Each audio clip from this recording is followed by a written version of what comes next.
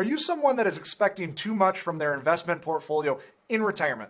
Meaning that when we look at your forward-looking returns, you're expecting a lot more than we can mathematically expect from those given investments. Now, we can see why this is very important when we're talking about building a better retirement plan, because there are a lot of things within your retirement plan that hinge off of investment performance. One of those is how much income you can safely take from your savings through time.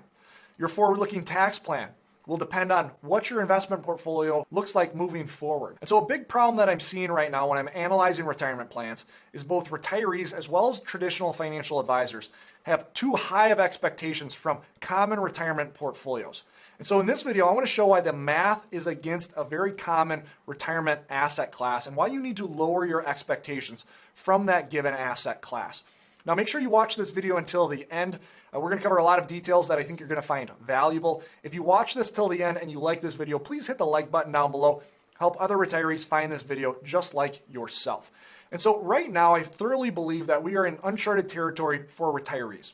The generation that is entering retirement right now is expected to live longer than any generation before them, but they don't have the same asset classes in terms of guaranteed pensions that prior generations had.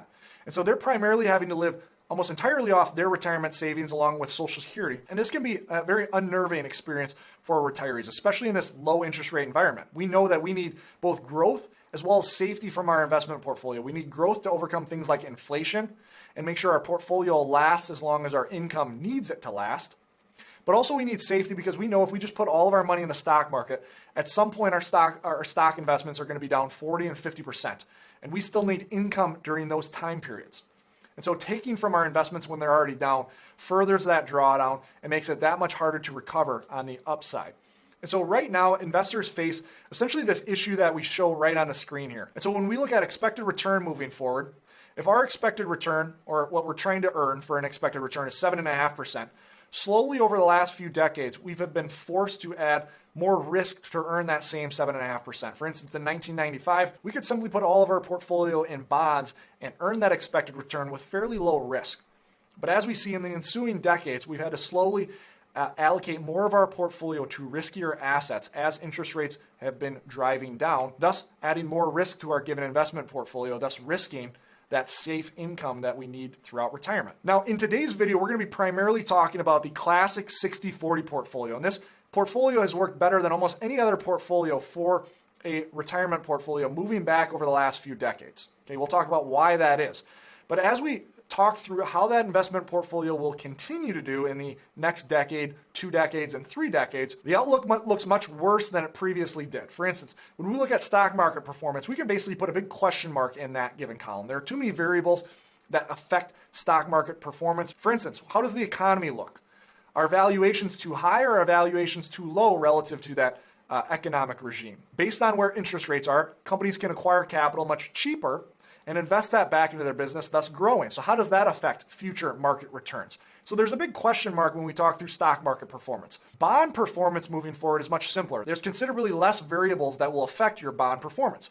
For instance, we take the starting yield, your current yield. Now, if you're owning an individual bond and you hold that bond to maturity, you are going to earn that given yield. Okay, but if you're owning a bond fund where you own a basket of bonds, there are a few other variables that may affect that given return. You start with your current yield for that bond portfolio, then interest rates moving up or down will have an effect. We'll talk through what that effect will have, but then obviously the quality of those given bonds will affect your bond performance. And so what's interesting is we can pretty reasonably, and I'll make my head a little bit smaller, we can reasonably estimate what future bond returns will be by looking back into history. And I have a chart on the screen right here that is the 10-year Treasury starting yield relative to an intermediate bond portfolio's rolling 10-year return.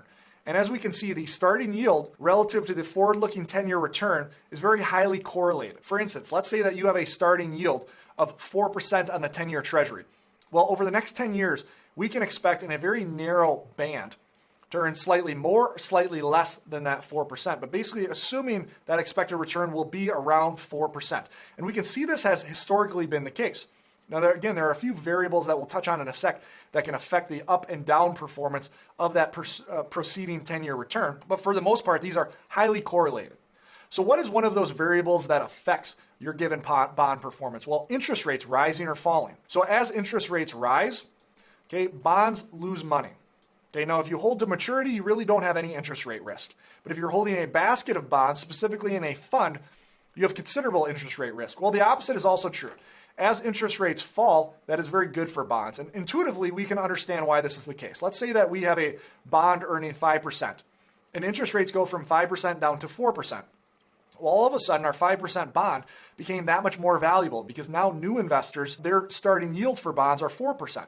So they're willing to pay a premium for a bond at 5% to hold that bond to maturity. And so all of a sudden, your bond has become more valuable because of interest rates dropping. Well, again, the inverse is also true. Now, JP Morgan has an awesome slide deck called The Guide to the Markets. I believe it's released every quarter or semi-annually, and they show the impact of a 1% rise or 1% fall in interest rates. Now, we're at historically low interest rates. There's not a lot of room for interest rates to fall that much further. And so a big risk, a big worry for many retirees is what happens as interest rates rise. Well, on the screen right now, you can see the impact of a 1% rise in interest rates relative to different bonds and their given durations. It's important to understand the longer duration bond you hold, the more susceptible they are to interest rate risk. So for instance, a 2-year bond has much less interest rate risk than a 30-year bond does. Well, we've essentially just exited one of what I believe the best bond bull market we've seen thus far. We've seen interest rates from the 1980s drop from mid-teens down to historically low interest rates that we currently sit at. And so for a lot of retirees, from the time that they started investing, bonds have looked very attractive. One, interest rate cycles last a very long time. We're looking at 30 or 40-year cycles. And interest rates have been falling for the last 40 years, thus making bonds look that much more attractive. Again, they've slowly been falling from, again, the mid-teens down to historically low interest rates that we currently sit at. And so over this period, a 60-40 portfolio, the classic retirement portfolio of 60% stocks, 40% bonds, has looked like a magnificent portfolio. It's been the perfect blend of both growth as well as safety. The growth from the stocks, the safety from the bonds.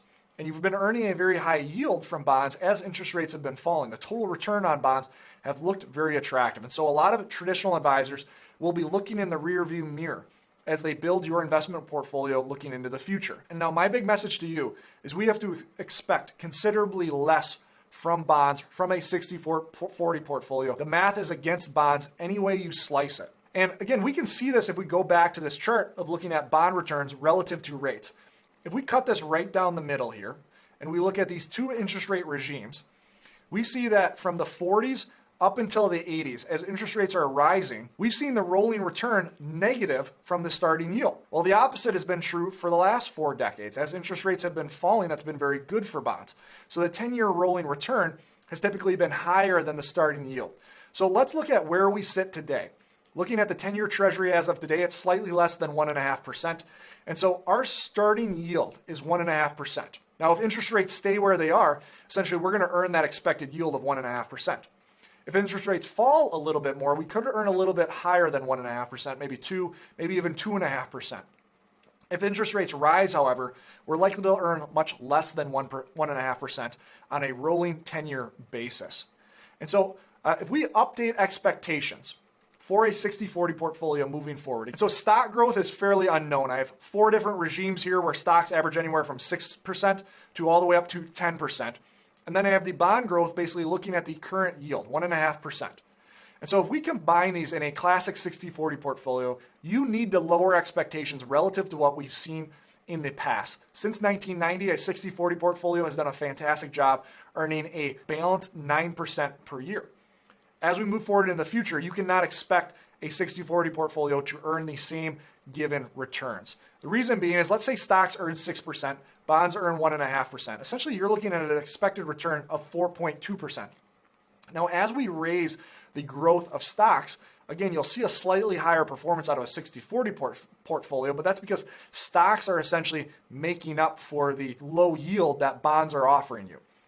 Even if we look all the way to a 10% growth expectation from stocks, at 1.5% for an expectation from bonds, you're only earning 6.6% from a 60-40 portfolio.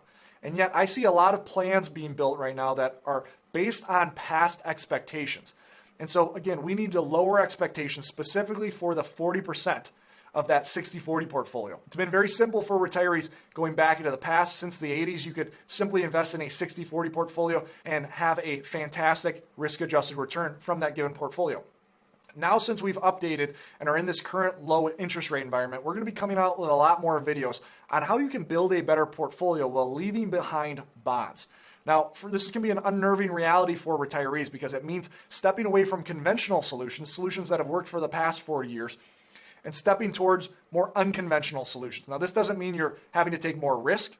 It doesn't mean that this will perform worse moving forward into the future. It simply means that we have to step out of conventional solutions and look for more unconventional solutions. Now, there are a lot of ways to replace bonds in your given portfolio, add safety to that portfolio, still keeping stocks as the main growth driver of your portfolio, but adding other investments to add to safety to earn a higher yield than we see bonds earning right now.